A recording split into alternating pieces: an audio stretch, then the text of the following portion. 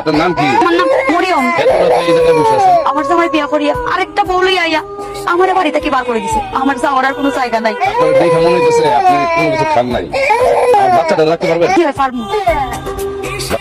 তোমার জন্য একটা বিরাট সুখবর আছে। আপদটা বিদায় হয়ে গেছে।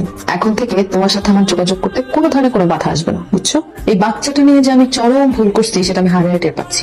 নাহলে আমার কোনো পিছুটারই থাকতো না। কালকে কখন দেখা হবে তোমার সাথে? তুমি চাইলে কিন্তু বাসাও চলে আসতে পারো। এখন তো আমি খোলা আকাশে পাখির মতো। আমার বাচ্চাটা আপনি রাখতে পারবেন? জি পারবো। তাইলে দেখি জীবন ভাই আবার নতুন করে সাজানো যায় কি। শহরের মানুষ কিন্তু বালা না, অন্য কোনো বেটা মানুষের লোকে মাতিও না। সে মিঠা মিঠা কইয়া তোমার সবটা লইয়া দিব, তোমারও লইয়া দিত। আরে এখানে বোঝা লাগতো না। আমি খুব ভালো করে জানি। আমি কি মনে করছি না গ্রামে থাকি নিয়ে আমি বোকা শোকা কেন কিছু বুঝি না কেন? আমি তো তোমার বোকা হইছি না। শুনেন আয়ানের সাপ সাপ করে কইয়ে কোনো মাইয়ার দিকে তাকাবেন না। কোনো মাইয়ার দিকে যদি তাকাইছেন না তাহলে একদম চোখ উপরে এলাম। বিসমিল্লাহ, তোমার নাম শুরু করলাম। তোমার দেখার পর আপনার ভিতরে শক্তি পাইছি।